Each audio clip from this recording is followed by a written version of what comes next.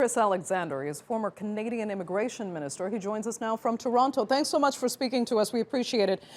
First, I need to understand something here because there is some real confusion around the fact that the government technically got sign-off for this pipeline from the political representatives of the First Nation tribes involved, but not from their hereditary chiefs.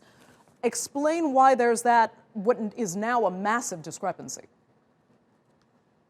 Well, first, those two structures exist and have a role for the Wet'suwet'en First Nation and for other First Nations in British Columbia and elsewhere.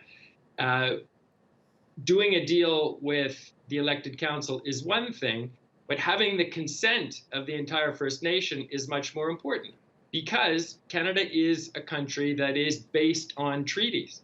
Land in this country has been granted, has been bought and sold only after final agreements, treaties were achieved with First Nations, and that tradition goes right back to New France, hundreds of years in this country. British Columbia is the largest part of Canada where there is still Indigenous title to the land because treaties have not been concluded with all First Nations there. And the Supreme Court of Canada upheld that principle over 20 years ago in a famous case, landmark ruling called Delgamuukw.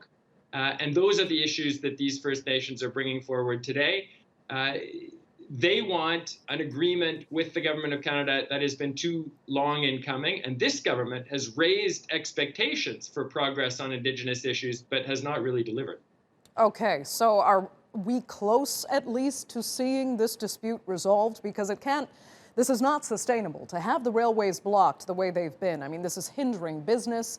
This is hindering people's daily lives.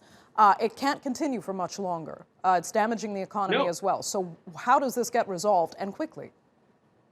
Absolutely not. Well, you and I don't have access to the negotiations. We don't know what this government is putting on the table, but they have been slow to react. They have been passive, I would say, in the face of this. And that is creating a growing storm of resentment in Canada. People want to see progress on issues involving First Nations. They want to see these final agreements achieved, but they don't want our economy disabled, as you correctly point out, in the meantime.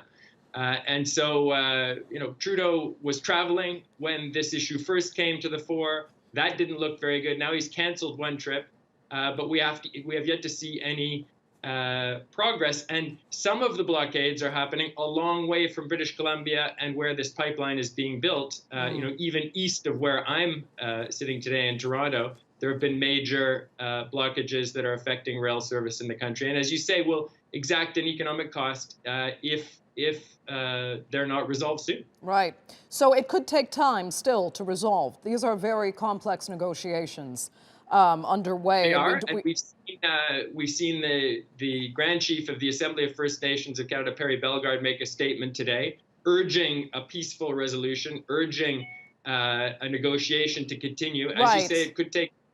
But in the meantime, though, I mean, as you were saying, you're in Toronto. This project is in British Columbia. You are on the other end of the country, and you are feeling the effects, particularly, economic effects and the daily hindrance of people's lives with no transport. You're feeling that in Toronto. So when people are asking, when does it actually become a criminal act to be sitting on railways and paralyzing the economy while politicians resolve the greater issues here?